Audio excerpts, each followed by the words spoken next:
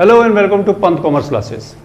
देखिए class 11th का बहुत इंपॉर्टेंट चैप्टर 3 अकाउंटिंग प्रिंसिपल्स हम कर रहे हैं, जिसमें एक वीडियो हम ऑलरेडी अपलोड कर चुके हैं।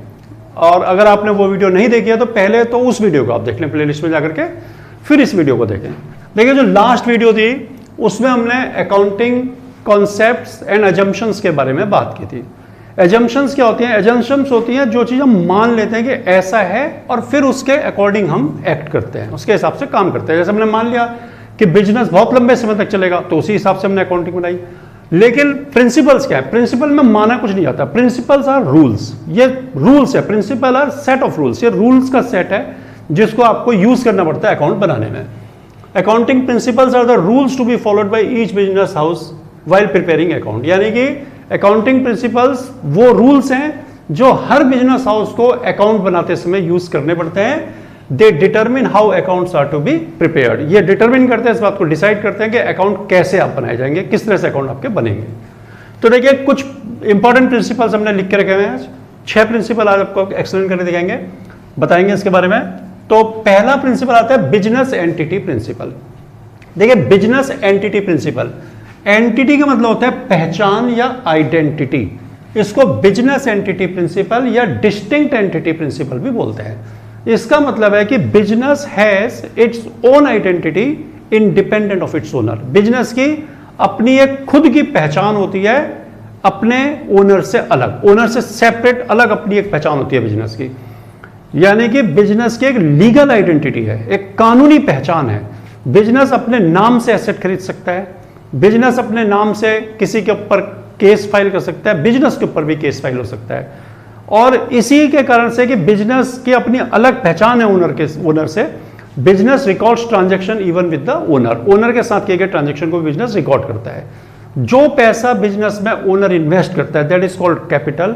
उसको बिजनेस एक लाइबिलिटी मानता है कि भाई इंटरनल लाइबिलिटी है, मालिक की इसलिए इंटरनल है, तो उसको एक लाइबिलिटी तो लेकिन माना ही जाता है और कैपिटल को लाइबिलिटी साइड में लिख दिया जाता है। तो जो पैसा बिजनेस का ओनर लगाता है बिजनेस में वो रिकॉर्ड होता है कैपिटल के नाम से, और जो वो अपने खर्च के लिए, अपने पर्सनल यूज के लिए निकालता है बिजनेस को, उसको भी रिकॉर्ड करते हैं ड्राइंग्स के नाम से। तो इसका मतलब है कि बिजनेस की अपनी एक अलग पहचान है। ऐसा नहीं कि बिजनेस और ओनर को सिनोनिमसली यूज करें आप, बिजनेस अलग ओनर अलग। इसीलिए बिजनेस अपने ओनर के साथ किए गए ट्रांजेक्शन को भी रिकॉर्ड करता है। इसका बेनिफिट क्या होता है? देखिए इसके इंप्लीकेशंस क्या है, प्रभाव क्या है कि business record transaction even with the owner. इस प्रिंसिपल के कारण से बिजनेस अपने ओनर के साथ किए गए रिकॉर्ड ट्रांजैक्शन को भी रिकॉर्ड करता है। यानी कि जो पैसा लगाता है उसे कैपिटल, जो पैसा निकालता है उसको ड्राइंग्स कहते हैं। जो कैपिटल है उस पर इंटरेस्ट उसको दिया जाता है, ड्राइंग्स पर उससे इंटरेस्ट लिया जाता है, ये सब रिकॉर्ड होता है।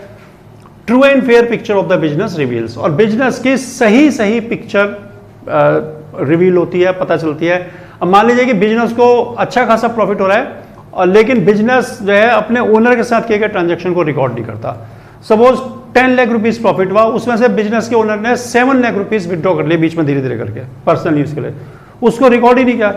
साल के लास्ट में प्रॉफिट रिवील हुआ 3 लाख, तो आपको क्या लगेगा यार 3 लाख ही प्रॉफिट हुआ, तो ट्रू एंड फेयर पिक्चर नहीं आएगी। लेकिन अगर आप उसको रिकॉर्ड करते हैं ड्राइंग से करके तो आपको पता चल जाता है कि 10 लाख ही प्रॉफिट हुआ है। तो इसकी एक इंप्लीकेशन ये भी है कि true and fair picture of the business reveals, business की सही पिक्चर आपके सामने आती है। तो ये है बिजनेस एंटिटी प्रिंसिपल कि बिजनेस की अपनी एक अलग पहचान है independent of its owner. That's why business records transaction with the owner. Business के साथ किए गए ट्रांजैक्शन को भी वो रिकॉर्ड करता है। नेक्स्ट है मनी मेजरमेंट प्रिंसिपल। देखिए मनी मेजरमेंट प्रिंसिपल क्या है? मनी मेजरमेंट प्रिंसिपल कहता है कि हर चीज जो बिजनेस में रिकॉर्ड होगी, इट शुड बी रिकॉर्डेड या it must be recorded in money terms. यानी कि उसको मॉनेटरी टर्म्स में रिकॉर्ड करना है आपने। कोई ट्रांजैक्शन चाहे कितना भी इंपॉर्टेंट हो, if it can not be converted into money it has no place in account. कोई ट्रांजैक्शन कितना भी इंपॉर्टेंट हो, अगर पैसों में नहीं कन्वर्ट हो पाता तो उसको अकाउंट में रिकॉर्ड करने की जरूरत नहीं है। अब देखिए मनी मेजरमेंट के मैं आपको बात बताता हूं कि जैसे मान लीजिए आपने 10 टेबल्स परचेज की, ठीक है, 10 टेबल्स फॉर रुपीज 500 ईच, ये लिख देता हूं, purchased 10 tables for rupees 500 each. तो इसको आप ऐसे नहीं लिखेंगे अकाउंट में कि 10 टेबल्स परचेज कर ली। आप क्या करेंगे, इसको 500 इंटू 10 फर्नीचर लिखेंगे आप इसे 5000 रुपीज का, कि हमने फर्नीचर खरीदा है 5000 रुपीज का, ना कि 10 टेबल्स खरीदी हैं। ये मनी मेजरमेंट प्रिंसिपल है कि जिस भी चीज को आप रिकॉर्ड कर रहे हैं उसको मॉनेटरी टर्म्स में रिकॉर्ड करें, उसको मनी में पहले कन्वर्ट कर लें और उसकी मॉनेटरी वैल्यू लिखें, ना कि उसकी क्वांटिटी लिखें आप। लाइकवाइज आपने मटेरियल खरीदा 20,000 kg, अब 1 kg की कॉस्ट है मान लीजिए 10 रुपीज, तो 20,000 इंटू 10, तो आप लिखेंगे मटेरियल वर्थ रुपीज 2 लाख, ना कि 20 kg मटेरियल, 20,000 kg मटेरियल, ऐसा नहीं लिखना आपने उसकी मॉनेटरी वैल्यू लिखनी है। तो मॉनेटरी वैल्यू जो है क्या कहती है कि all transactions are recorded in monetary terms, और जिन ट्रांजैक्शन को मनी में कन्वर्ट नहीं कर सकते उनको तो रिकॉर्ड ही करने की जरूरत नहीं है। जैसे मान लीजिए कि बिजनेस में प्रोडक्शन मैनेजर का और मार्केटिंग मैनेजर का डिस्प्यूट हो गया, 2-3 दिन बिजनेस बंद रहा, काफी हैवी लॉस हो गया बिजनेस को, लेकिन अब ये डिस्प्यूट क्योंकि आप मार्केट में सेल नहीं कर सकते, इसको मनी में आप कन्वर्ट नहीं कर सकते कि कितनी मनी वैल्यू है इसकी, तो इसको रिकॉर्ड नहीं किया जाएगा। जबकि कितनी इंपॉर्टेंट बात है ना, बिजनेस का स्टाफ बहुत ही हमारा जो है केपेबल है, बहुत ही ईमानदार है, बढ़िया है, ऑनेस्ट है, तो आप इसको रिकॉर्ड नहीं कर सकते क्योंकि इसकी मॉनेटरी वैल्यू नहीं है।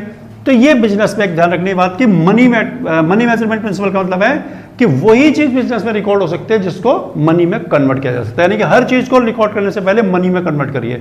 10 टेबल्स परचेज की 500 ईच की, तो 10 टेबल्स नहीं लिखा जाएगा, 5,000 का फर्नीचर लिखा जाएगा। ठीक है, इसकी इंप्लीकेशन या इसके इफेक्ट या इसके प्रभाव क्या है कि since all transactions are recorded in terms of money thus they are easy to understand, सारे ट्रांजेक्शन एक कॉमन यूनिट में लिखे जाते हैं यानी कि मनी में, तो वो इजीली अंडरस्टैंडेबल होते हैं, आसानी से सब समझ जाते हैं कि क्या लिखा गया है। ठीक है ना, इसमें कोई कंफ्यूजन नहीं रहता है भाई इसको इसमें लिखा इसको इसमें लिखा, कॉमन यूनिट है मनी, तो आसानी से वो ट्रांजेक्शन हम समझ पाते हैं। नेक्स्ट आता है accounting period principle. Accounting period principle क्या है? देखिए अकाउंटिंग पीरियड प्रिंसिपल होता है, इसमें आपको समझना पड़ेगा कि accounts are prepared for a period of 12 months. ज्यादातर अकाउंट जो है 12 महीने के पीरियड के लिए बनाए जाते हैं। हालांकि कुछ जो देसी बिजनेसमैन हमारे वो दीपावली से दीपावली, होली से होली ऐसे भी बनाते हैं, लेकिन जब बात आती है इनकम टैक्स के, टैक्स पर्पस के लिए जब अकाउंट बनते हैं तो they are prepared for a period of 12 month starting from 1 April of current year to 31 March of next year. तो अकाउंटिंग पीरियड क्या होता है? The period of time with reference to which accounting books of any business entity are prepared, यानी कि समय की वो अवधि, टाइम का वो पीरियड जिसके रिस्पेक्ट में, जिसको ध्यान में रखते हुए हर एक बिजनेस हाउस के अकाउंटिंग रिकॉर्ड्स बनाए जाते हैं। तो इसमें यह है कि बच्चों देखिए जो भी ट्रांजैक्शन हमारे उस 12 मंथ में हुए हैं उनको हमें रिकॉर्ड करना होता है, whether cash has been paid और नॉट, कैश आपने दी या नहीं दी, या आपको कैश मिली या नहीं मिली, इससे मतलब नहीं है। जो ट्रांजैक्शन उस 12 मंथ में हो गया आप उसको रिकॉर्ड करिए। ठीक है ना, तो देखिए इंप्लीकेशंस क्या है? All transactions taking place in an accounting period are considered for preparing account whether they have taken place in cash और नॉट।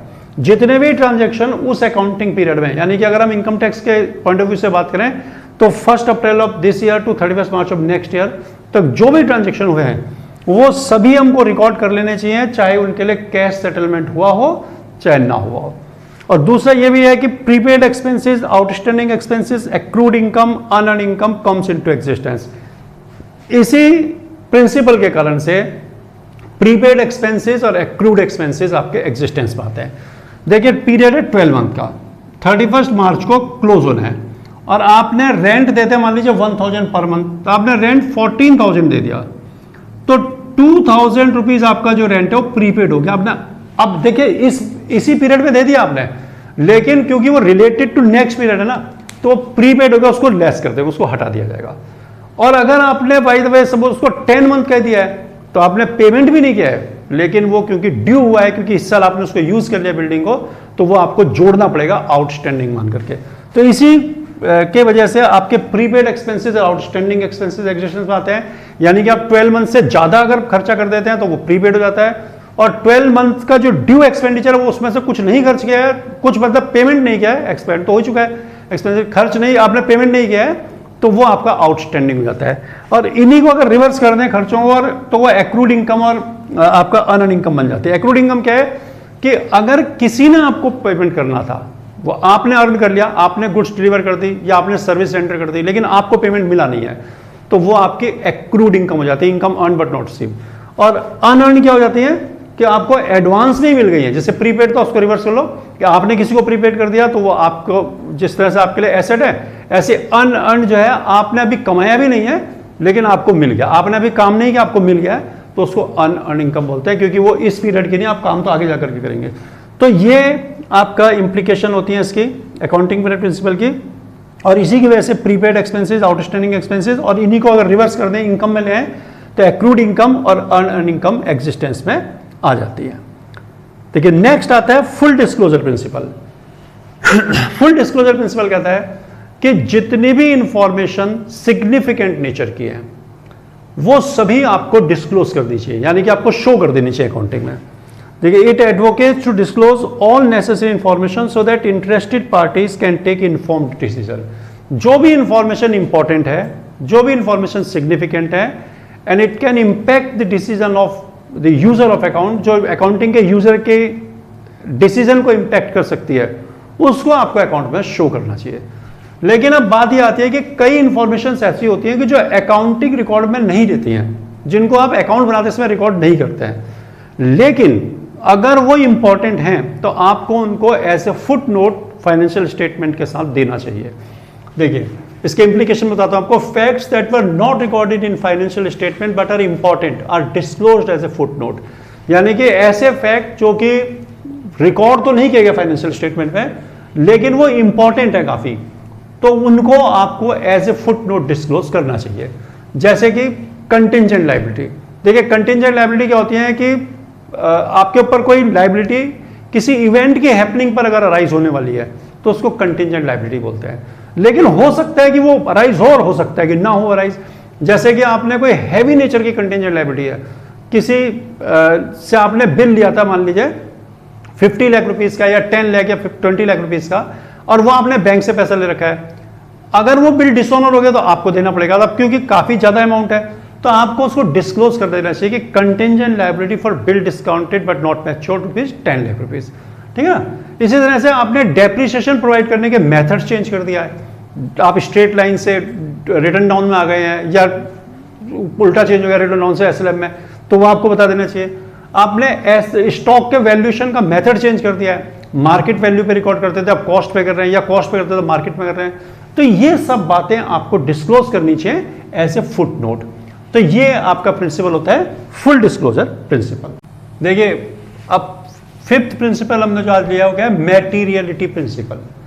देखिए मैटीरियलिटी प्रिंसिपल जो है ये क्या कहता है कि जितनी भी चीजें सिग्निफिकेंट हैं केवल उन्हीं को शो करिए, सब कुछ शो करने की जरूरत नहीं है।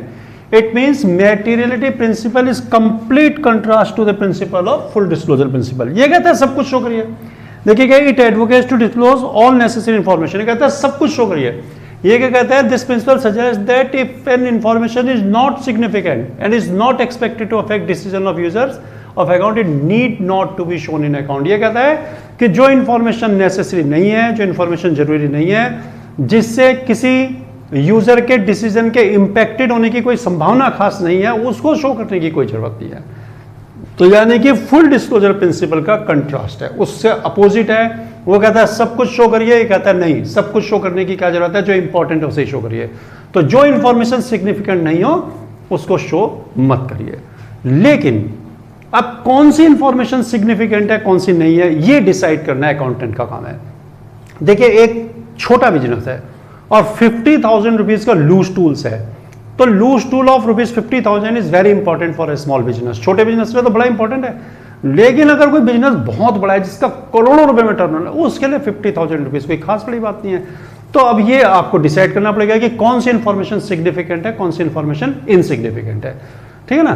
तो मैटीरियलिटी प्रिंसिपल क्या कहता है कि जो देखिए this principle suggest that if an information is not significant and is not expected to affect decision of users of account, it need not to be shown in account। यानी कि अगर कोई इंफॉर्मेशन ज़्यादा सिग्निफिकेंट नहीं है और उसके account के यूजर को के डिसीजन को इम्पैक्ट करने की संभावना नहीं है या कम है, तो उसको यूज करने की, उसको शो करने की अकाउंट में जरूरत नहीं है। इम्प्लीकेशंस क्या होते हैं, insignificant items are left out and thus they saved accounting records from being overburdened।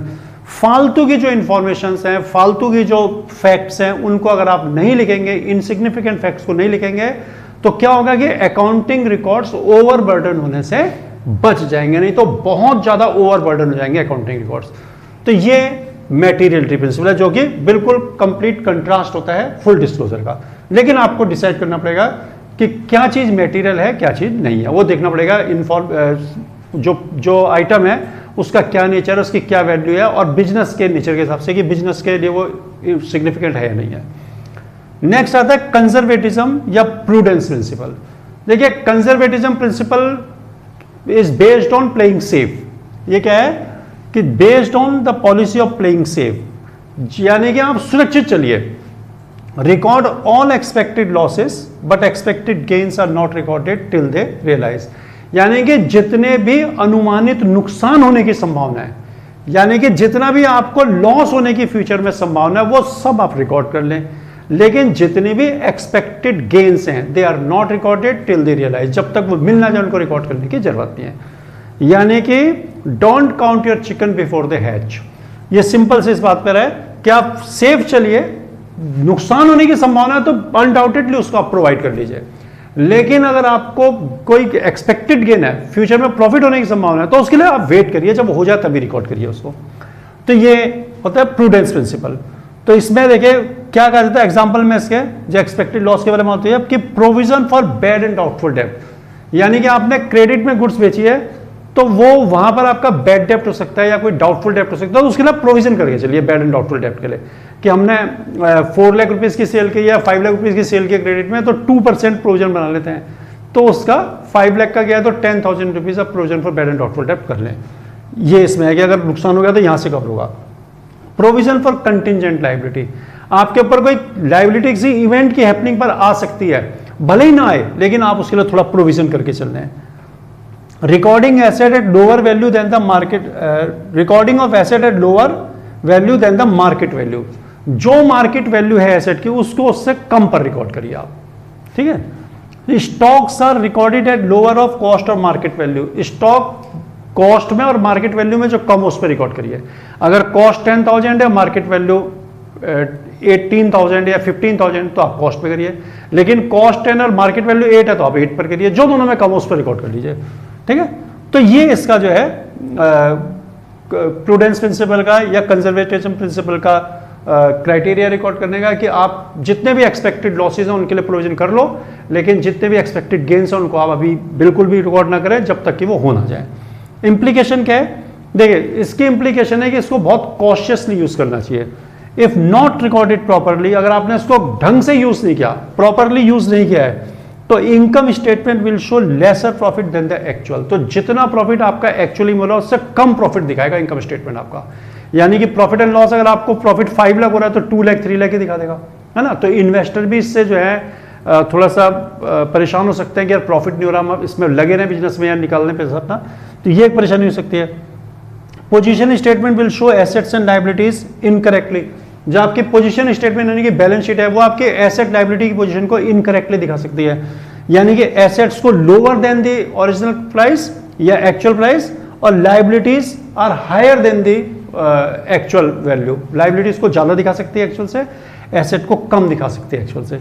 तो ये परेशानियां हो सकती हैं। तो इसको बड़ी केयरफुल तरीके से, बहुत ध्यान के साथ आपको यूज करना चाहिए। तो ये आज का हमारा टॉपिक था इसका। अकाउंटिंग प्रिंसिपल में 6 प्रिंसिपल हमने कवर कर लिए हैं। तो इन सभी प्रिंसिपल्स को आप एक बार अच्छी तरह पढ़ना है, बहुत इंपॉर्टेंट है। एग्जाम के पॉइंट ऑफ व्यू से थ्योरी में तो आते ही हैं, न्यूमेरिकल्स में भी आपको जगह जगह इनको अप्लाई करना पड़ता है। तो इनको एक बार अच्छी तरह देख लें, और अगर आपको कोई इनमें परेशानी हो तो आप कमेंट में जाकर के पूछ सकते हैं। और आपको सही लगता है, अच्छा लगता है पढ़ाया हुआ, तो आप इसको लाइक और सब्सक्राइब कर दें।